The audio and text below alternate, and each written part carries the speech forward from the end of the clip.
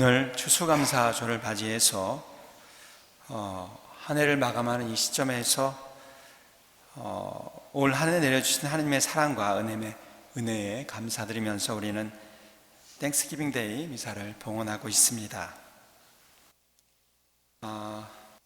교회적으로 이 땡스기빙은 어떤 그 시기 때문만이 아니라 한 해를 마치면서 올 한 해 힘들고 어려웠었던, 또 혹은 기쁘고 즐거웠었든지 간에 한 해를 이렇게 마치게 해주심에 하느님께 감사를 드린다는 것 자체가, 또 이렇게 땡스기빙을 보낸다는 것 자체가 충분히 신앙적이고 다분히 신앙적이라고 할 수 있을 것 같습니다. 신앙인은 언제 어디서든 무슨 일이 있든지 간에 감사를 드릴 수 있는 사람이지 않나 싶습니다. 언제 어디서든 기쁜 일이 있든 어려운 일을 당하든지 간에 그 안에서 감사드릴 수 있는 것을 찾을 수 있어야 하는 거죠. 그런데 여러분, 티켓을 먹었을 때도 감사드릴 수 있겠습니까? 어떻게 생각하세요? 내가 트래픽 티켓을 받았다, 감사합니다, 나올 수 있을 것 같아요? 저는 미국에 와서 티켓을 3번 먹었습니다. 한 번은 스탑 사인을 지키지 않아서 정말 몰랐는데 빨간불도 스탑 사인인지 모르고 이렇게 우회전했다가 바로 걸렸고요. 2번은 오버 스피드로 걸렸는데 제가 이제 말씀을 드리겠지만 정확히 이야기하자면 3번이 아니라 이제 2번입니다. 가장 최근에 지난달에 아이오와 공소, 한 달에 한 번씩 아이오와 공소를 제가 수녀님들과 같이 가는데 아이오와 공소 방문을 갔다 오다가 오버스피드로 경찰에게 붙잡혔습니다. 뒤에서 반짝반짝하고 쫓아오더라고요. 이제 첫 번째 걸렸을 때는 막 가슴이 두근두근하고 막 이거 어떻게 될까 막 했는데, 이게 2번째 걸렸을 때는 딱 그냥 라이센스 딱 주고, 3번째 걸리니까 또 걸렸구나 생각하고 덤덤하게 받아들이면서 경찰을 기다리고 있었습니다. 이제 2분의 수녀님 이제 경찰 걸렸다고 이제 막 깨우고, 왜냐면 수녀님들이 깨어 있어야 되죠. 그 다음에 저도 이렇게 자꾸를 여기까지 올렸다가 자꾸를 딱 내리고 로마카를 딱 보여드리고, 나름의 만반의 준비를 하면서 이런 모습을 보이면 워닝만 받을 수 있지 않을까 생각을 하면서 내심 기대를 하고 있었습니다. 그런데 다가온 경찰이 시카고로 돌아가는 길이냐고 묻고 뭐라 했는데 전혀 알아줄 수가 없었어요. 드라이버 라이센스 달라고 해서 줬더니 드라이버 라이센스를 받아들고 경찰차로 돌아가더라고요. 저는 드라이버 라이센스 받아가지고 가는 모습을 보면서 뭐야, 좀 봐줄 것처럼 이것저것 물어보더니 드디어 딱지를 떼는구나 생각을 하면서 실망을 하고 있었습니다. 근데 조금 있다가 돌아온 경찰은 한참을 뭐라 했는데 도저히 알아들을 수가 없었어요. 그러더니 조심히 운전하라고 이렇게 가는 거예요. 근데 저는 이게 가는 게 경찰차로 갔다가 다시 돌아올 건지 아니면 나보고 가라고 한 건지 도저히 알아들을 수가 없었어요. 그래서 수녀님 보고 우리 가야 하는 거예요? 물어봤더니, 제가 물어볼 사람에게 물어봐야 되는데 똑같은 처지인데 수녀님도 뭔지 모르겠다고 하시고, 그래서 기다리고 있었죠. 근데 한참을 기다리는 경찰이 왜 안 가나 하더니 그냥 휑하니 가버리는 겁니다. 어쨌든 저희는 그것이 이게 티켓을 먹은 건지 안 먹은 건지 어안이 벙벙해서 기다리고 있다가 어쨌든 경찰차는 갔으니까 우리도 가도 되나 보다 하고 가면서 이 티켓이 나중에 메일로 날라올 건가 보다 생각을 하면서, 또다시 경찰이 앞서갔으니까 또 언제 어디서든 나를 지켜보고 있을 수 있다 생각에 계속 천천히 운전하면서 갔습니다. 또 걸리면 확실히 걸릴 걸 테니까.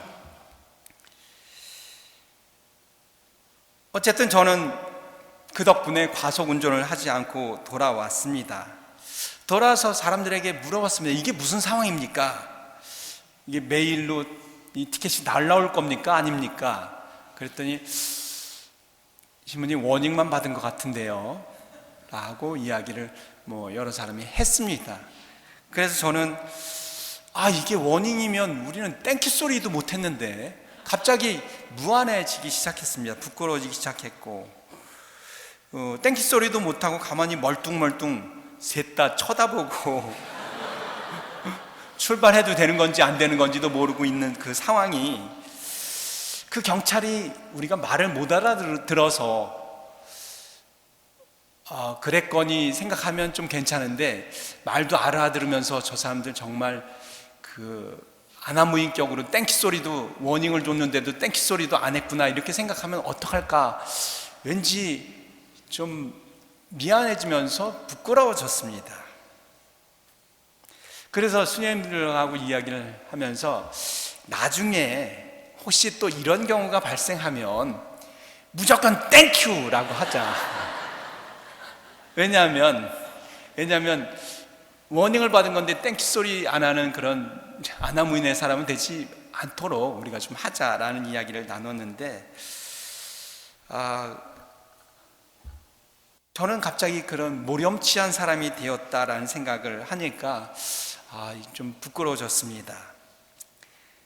사실 티켓을 주었건 워닝을 주었건 간에 안전운전을 하라고 우리에게 할 일을 한 그 경찰에게 땡큐를 해야 하는 것이 맞는 건데, 사실 우리들은 티켓이 주어졌을 때 땡큐는커녕 오히려 욕을 하는 것이 사실이죠. 기분 나쁘다, 혹은 우리 잘못 안 했는데, 혹은 에이 재수없게 티켓을 받았다 하고 땡큐 소리를 하지 못하는 것이 사실이죠. 지금 생각하면 밤길에 혼자 서너 시간을 과속으로 운전하지 않고 안전운전을 할 수 있게 해준 것이라 생각하니, 그 사람에게 티켓을 줬던 워닝을 줬던 간에 어쨌든 나에게 도움을 준 것이니까 땡큐를 했어야 하는 건데 라고 생각하니까 많이 부끄러워졌습니다. 아마도 거기엔 그 말을 못 알아들었기 때문만이 아니라 나중에 메일을 통해서 티켓이 날라올 수도 있으니까 그 티켓을 준 그러한 경찰이 내게 도움을 주었다는 생각이 들지 않았기 때문에 내가 땡큐를 안 한 것이 아닌가. 그래서 수녀님들과 이야기한 결론은 티켓을 줄지 안 줄지 모르는 이런 상황에선 무조건 땡큐를 하자라고 결론을 냈습니다. 왜냐하면 워닝을 받고도 땡큐를 못하는 이런 경우와 같은 부끄러운 일을 하지 않기 위해서이고, 또 더 나아가서는 안전을 위해서 티켓을 주더라도 땡큐 할 수 있는 그런 여유롭고 넓은 마음을 이제는 가져야 되겠다라는 생각 때문이죠. 그만큼 저는 땡큐에 인색한 것이 아니었나라는 생각을 합니다. 정말 확실하게 나에게 도움이 되었다, 고마운 일이다 라고 했을 때만 땡큐 해야지, 안 그런 부분에 땡큐 하면 왠지 내가 손해보는 듯한 그런 생각을 가지고 있었던 것은 아닌가라는 생각을 하게 됐습니다. 사실 지나고 생각해보니 안전운전하고 온 것만 해도 티켓을 주었다 하더라도 땡큐라고 할 만했는데, 땡큐라고 생각을 한 탓이 땡큐라고 안 한 것이 이게 티켓을 주지 않고 워닝을 주었다 생각을 못해서 그런 것이 아닌가라는 생각을 자꾸 하니까 부끄러워졌습니다. 우리들은 어떻게 보면 이렇게 땡큐에 이 미국 사회에서는 아주 관대한 듯 하지만 어느 때는 사실 이렇게 인색한 부분들을 많이 발견하게 됩니다. 하지만 신앙인에게 이 감사는 삶의 근본이 있죠. 삶을 바르게 살기 위해서는 매사에 감사하는 삶을 살아야 합니다. 무언가를 얻었을 때 또는 기쁜 일이 생겼을 때만이 아니라 우리가 미사 드릴 때 항상 감사송에 나오는 말이지만 언제 어디서나 당신을 찬미하고 감사함이 마땅하고 옳은 일이로소이다라고 하고 감사할 수 있는 사람이 되어야 하는 것이죠. 감사하는 사람은 고통과 괴로움 속에서도 하느님께 찬미를 드릴 수 있습니다.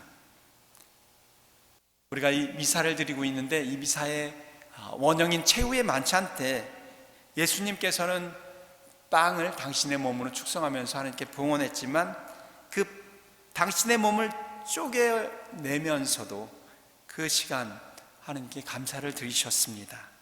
고난과 죽음의 상황에서 하나님께 감사를 하고 찬미를 드린 그분의 행위는 자기 자신만의 기쁨이나 만족을 추구하는 우리들에게는 어떻게 보면 어리석어 보이지만 그분의 고난에 감사하는 마음으로 동참하라는 그 그리스도교의 명령은 따를 수 없는 궤변처럼 우리들에게 들리지만 그러나 우리가 이해할 수 없다, 또 이상하다 라고 머리를 흔들면서 우리가 그렇게 살지 않으려고 하지만 온갖 이유를 들려대면서 우리가 꼭 감사해야 할 때 감사하고 용서해야 할 때만 용서하고 사랑할 것만 찾아서 사랑하면서 살아갈 때 무엇인가 뭔가 부족하다라는 것을 느끼게 되는 것은 웬일일까요? 모든 것은 하나님으로부터 왔습니다. 받은 모든 것은 또 하나님께 돌려드려야 하는 것이죠. 고난과 죽음까지도 하나님께로부터 왔습니다.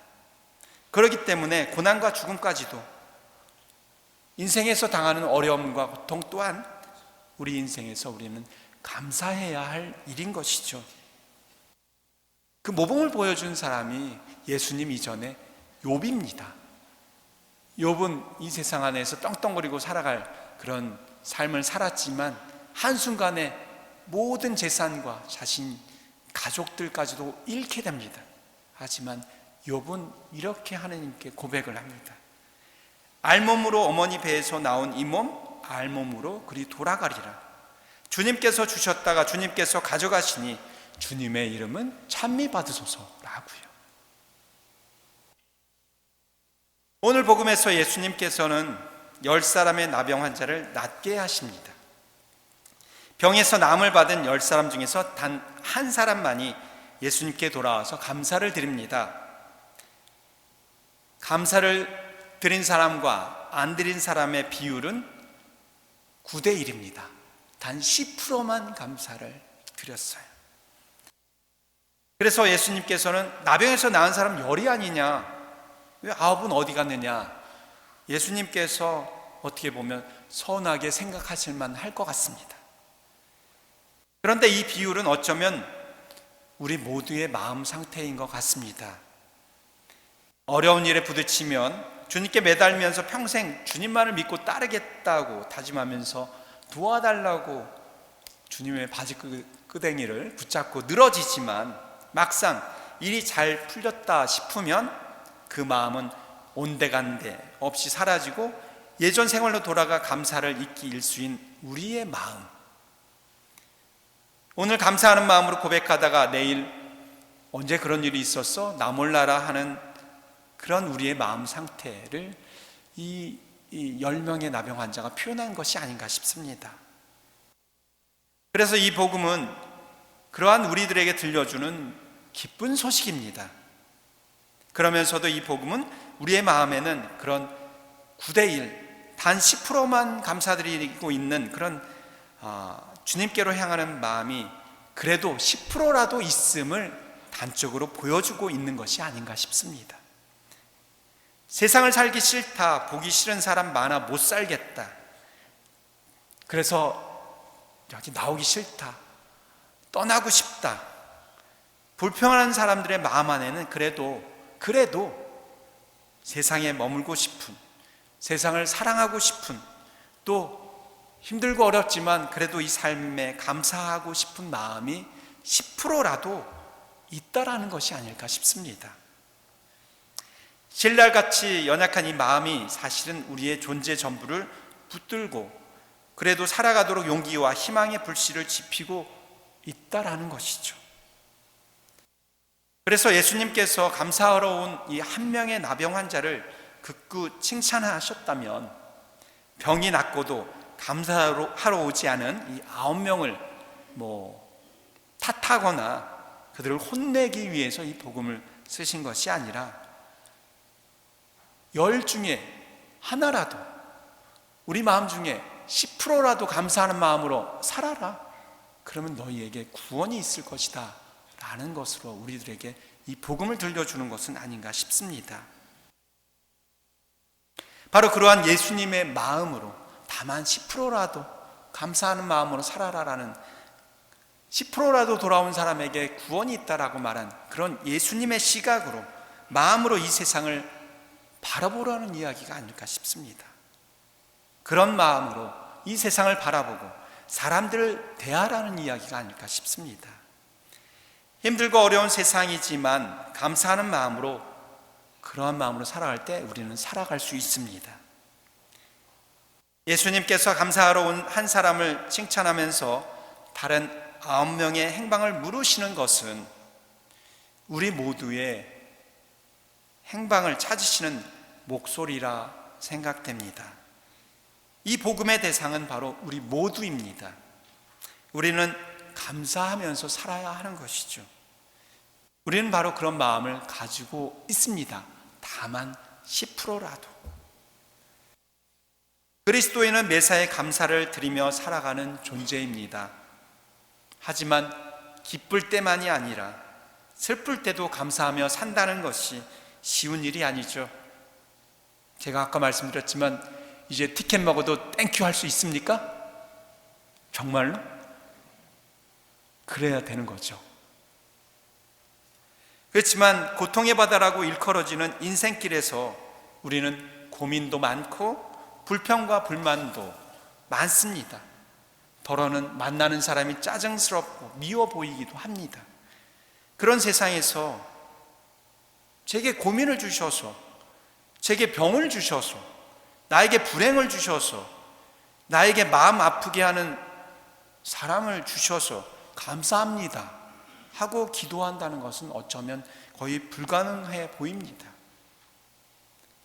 그렇지만 이 감사의 마음이 사라질 때 우리의 삶은 방향을 잃고 마음의 평화는 사라지고 또 불만의 삶을 살게 된다는 것 또한 우리 또한 부정할 수 없는 것은 분명합니다.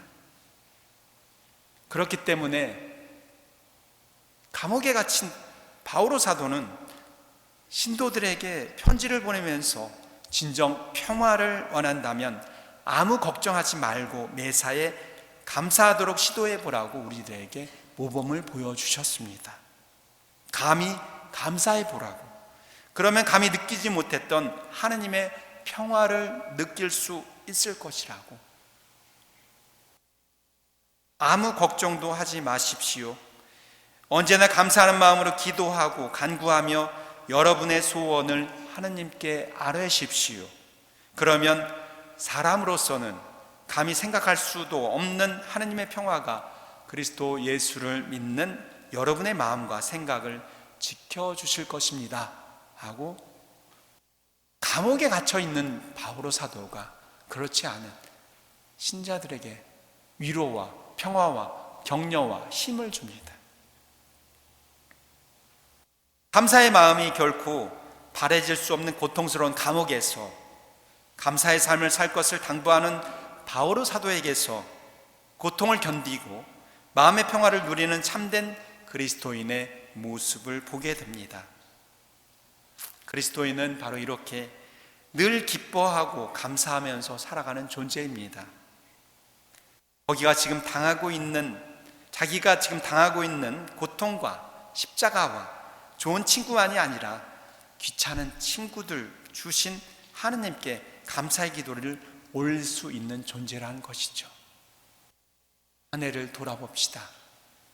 우리들에게 기쁘고 즐거운 순간들도 있었지만 또 우리를 괴롭히고 힘들게 하는 상황들도 많이 있었습니다. 하지만 한 해를 마치면서 우리는 하느님 감사합니다, 이 한 해를 그래도 이렇게 마칠 수 있게 해주시면 감사드립니다 라고 바로 이 시간을, 땡스기빙을 보내고 있습니다. 또한 우리의 이 마음 안에는 또 새로운 한 해를 그렇게 우리들에게 주십시오 하는 그런 감사의 마음도 있습니다. 오늘 이 미사 안에서 그런 마음으로 새로운 한 해를 기원하면서 또 마친 한 해를 감사하면서 주님께 봉헌하셨으면 좋겠습니다.